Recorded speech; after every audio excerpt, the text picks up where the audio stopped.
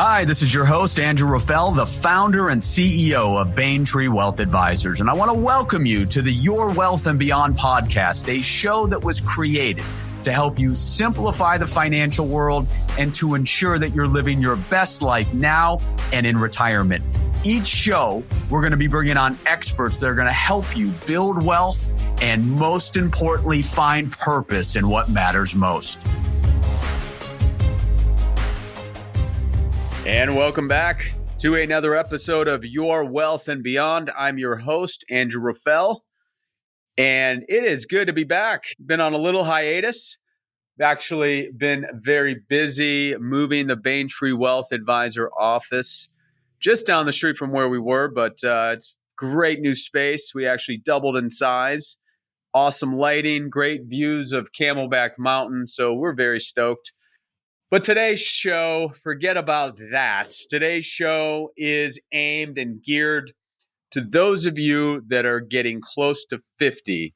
I guess I'm in that ballpark as I'm 5 years away from there. So let's call this the show for Gen Xers. And this show is going to be about what not to do as you plan for retirement.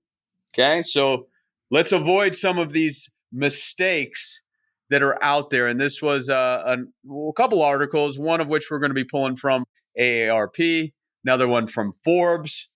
But let's jump into it because we've been working over the years with a lot of you that are not close to retirement, but almost halfway up that retirement mountain. And so now you've got some situation to look at that, yeah, you could probably make some mistakes and recover, but as the time goes on, as the years get closer to the top of the retirement mountain, it gets much more difficult to come back from these mistakes. So let's look at the first one, and this is going to be a top 10 list, almost like the old David Letterman. And if I know this is more of audio versus video, but I've got my list here in front of me, and we're going to be throwing it to Schaefer. Wasn't that his name? Schaefer, his sidekick there. Can't remember his first name, but nonetheless, let's go through. Number one, expecting to work past retirement age. 48% of people retire sooner than they planned. This is due to layoffs or health issues or family members. And, a lot of people last year got furloughed or laid off because of the pandemic. And so if you're late 40s, early 50s, you got time to come back from that. Hopefully you got back into work, not furloughed too long. Maybe some of you change career paths, but if we're 62, 63, we think, hey, my plan is to work to 68, and then all of a sudden the rug gets pulled out in front of you and you got no job. We got to have a backup plan. So we can't just expect we're going to be working later. We're going to hope we are, but you got to have a plan. You got to build that in. You got to build in that into your overall comprehensive financial plan to make sure that you can withstand that and have a plan B if you do lose your job. Now, here's one. Taking on too much risk or not taking on enough risk. And we see both sides of this at Baintree Wealth Advisors. People, they start realizing, time's running out. I've got to take on, this is what common thought is, I got to take on more risk. I'm going to be speculative, right? I'm going to go buy Bitcoin or Ethereum, Dogecoin, right? I've got to double, I've got to triple my money. Well, if it was that easy, everybody would be retired on an island. The more risk we take, of course, the more you have the ability to have substantial losses. Okay, so one thing to be sure of is no matter if you're 48, 52, 61, stick to your plan. Don't take an inordinate amount of risk, because then what happens as markets start pulling back, you get emotional and then you sell everything. And then a lot of those people will just move to too much safety, right? So there's that, I'm going to take on so much risk and then I'm going to pivot and go into all this safety, whether it's CDs, fixed annuities, bonds. Bonds have their own set of risks based on interest rates. But that's the key, is understanding how much risk you feel comfortable taking and then ultimately designing the plan to collaborate with the amount of risk emotionally you feel you can take plus how much you need to take. And that's one of the things we help our clients do. And if you have questions on this, schedule time to talk to us. But we can do a risk assessment. And it's a really good way to see emotionally what's going on with you, but then also how the portfolio is doing. Okay, so here's a big one. We just turned 50. If you just turned 50 or older, there are some catch-up provisions that a lot of people ignore or just don't know. One of which is on the 401k, or if you have a TSP or a 403b. Right now, for under 50, we could put away up to $19,500. If you're over 50, you can put away up to $26,000. So a lot of us, as we're in our 50s, we're making good income. Why not try to max that out and put away as much as you can? And another mistake people make is not putting some money, if it's offered, not looking at the benefit of putting some of the money into a Roth 401k. It's just a separate bucket within the account. Yes, you don't get the tax deduction, but the money grows tax deferred, and then it's tax free down the road when you pull that out after 59 and a half. Plus, if it's rolled over to an IRA, there's no required minimum distributions. So the catch-up provisions, after 50, more money can go into your 401k as well as your IRA or Roth IRA. That's up to $7,000. So just know that these rules are out there. More money you can put away means your retirement will be more on track. Number 4, this one's nasty, carrying credit card debt. How can you retire if you've got an inordinate amount of credit card debt that's at 14, 15, 18% interest? So you've got to come up with a game plan to get that debt paid off before you go on that vacation, before maybe you start saving $26,000 in your 401k. Design a plan to get rid of that $15,000 credit card debt that's just going to keep building and building.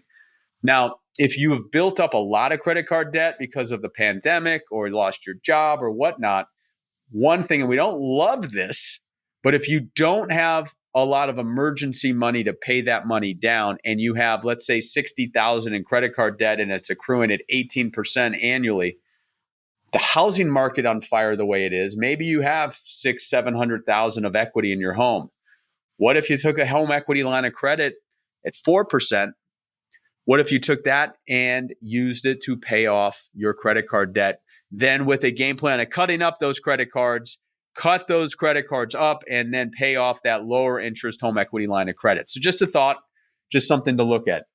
Next, number 5, taking on college debt. This is something we get a lot of questions on. Well, I don't want my kid to have loans. But instead of it being on you, why not have your kids take the loans out in their names? Help them make the payments as much as you can instead of compromising your own financial security. So that's just a thought that if it's in your name, it's more risk on you. You can still help them, but loans can be set up and a lot of times should be in the kids' names versus your name. Number 6, overlooking health maintenance. Investing time, energy, and money in your health now will help you reduce health-related expenses later. So here's the thing, guys, is that you got to take care of yourself. It's not just about financially getting things in order, but you got to get your mental health in order. You've got to get your physical health in order, because without your health, no matter how good you do at accumulating or reducing debt or coming up with a financial income plan, without health, there really is no retirement. So start now, because your 50-year-old body, starting as we get older and older, if we can start now, your 68-year-old body is going to be much more appreciative. Keep the mind sharp. Find something that you can do activity-wise, whether it's swimming, picking up cycling, yoga, hiking. These things don't cost a lot of money. Do some weight training. Maybe get a coach. Go online. Use Peloton. Use these online, whether it be an app to hold you accountable. I picked up road biking over a year ago. I try to ride over 100 miles a week, and I use an app called Strava, which not only tracks my workouts, but it's more of a social as well, where it enables me to stay really in the mindset of having others accountable for me. So all of these different things are at your fingertips, but you got to take care of your health. Otherwise, you're dead in the water.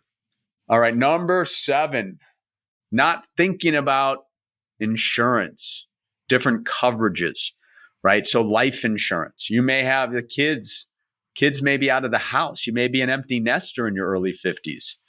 But if you and your spouse are working and you're making a good amount of income, make sure that you have, if work offers a group term policy, it's so cheap, might as well get it. And a lot of times you can add on to it. And again, it's cheap. It means it's not going to always be there for you.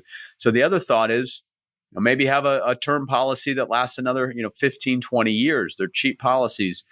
Regarding long-term care and disability, there are and have been some evolutions within the insurance space that allows what we call living benefits or accelerated benefits. That's where you pay for an insurance policy, maybe a life insurance.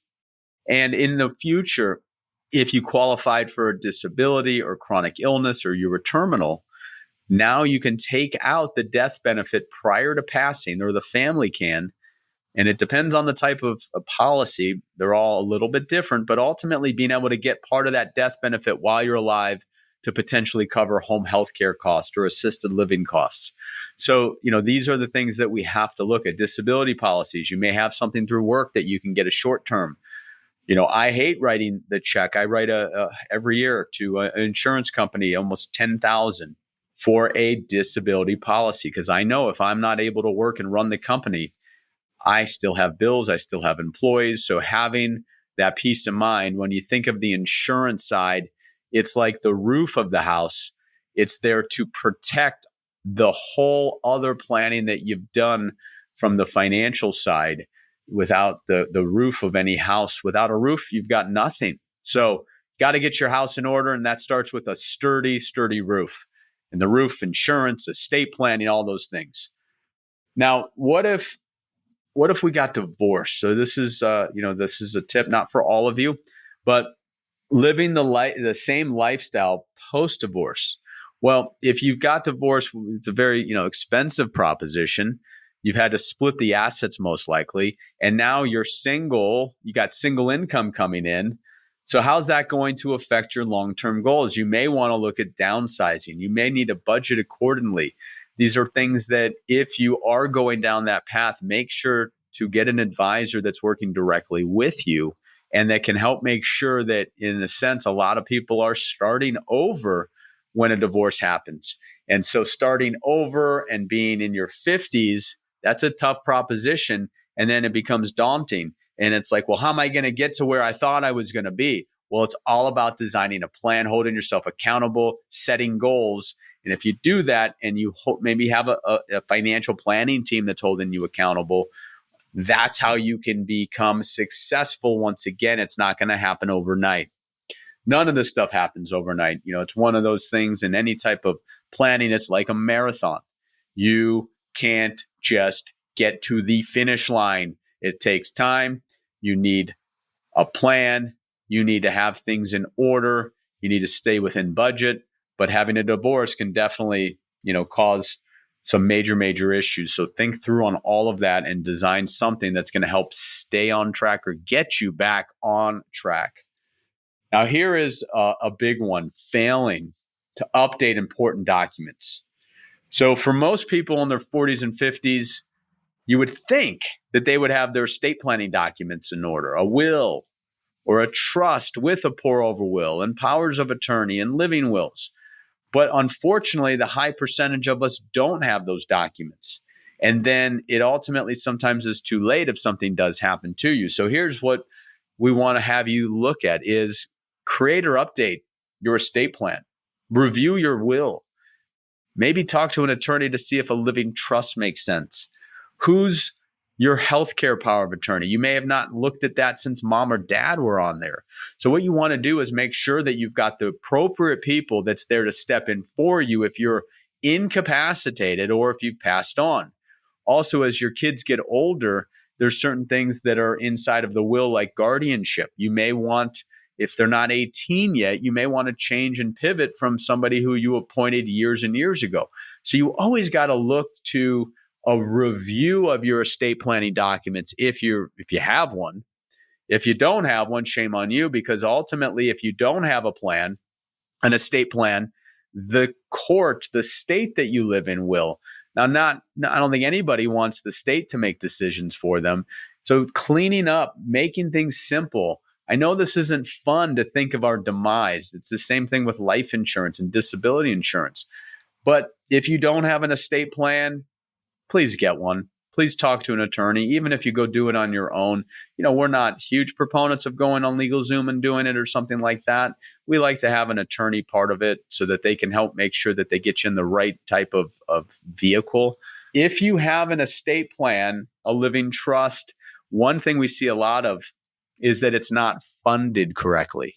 So what does that mean? Well, a living trust is a document that you have created where you control, while you're alive, how things go.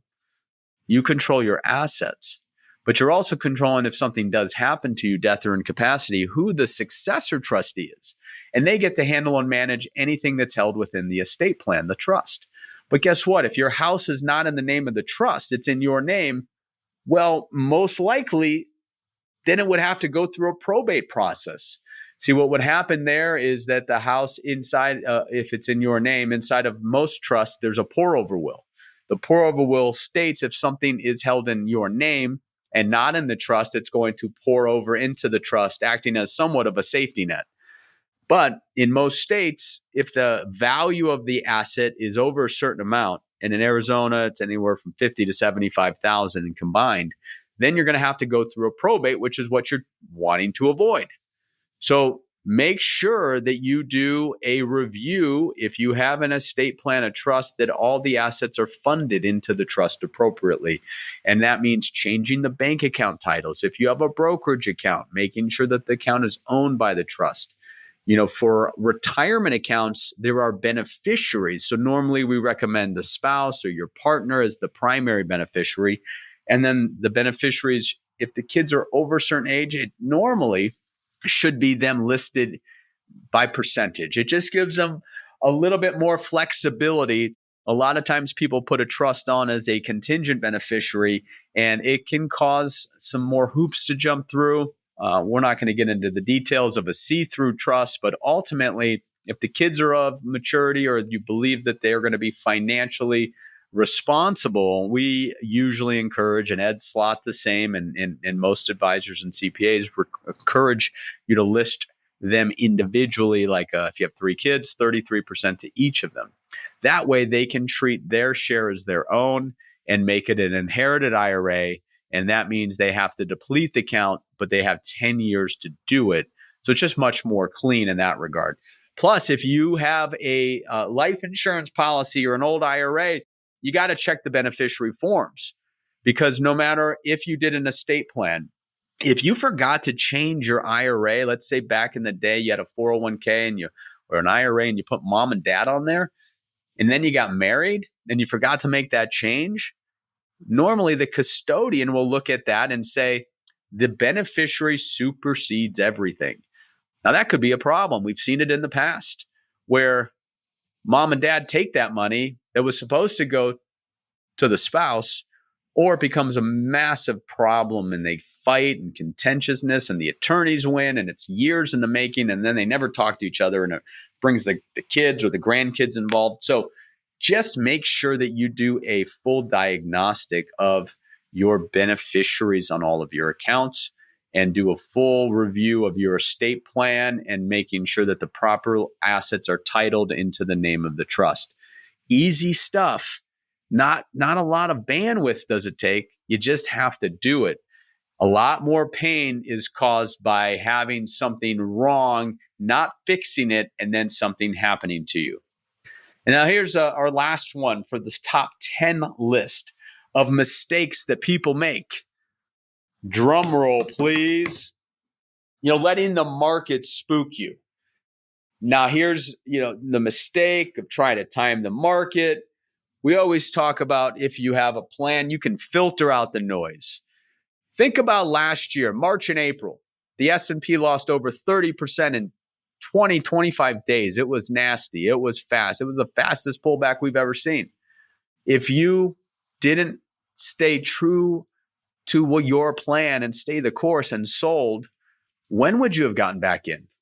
Who the heck knows? Probably you would have missed the entire rally. And it was a very fast, sharp rally. Whether that was caused because the Fed came in and the stimulus package, it doesn't matter. The markets rebounded very quickly. So that's the thing of trying to time markets. And when do I get out? When do I get in? And like we talked about earlier, taking a lot of risk than not taking enough risk. And now all of a sudden you just lost a few years worth of gains. We still have people come to us. There was some volatility back in 16 and in 18.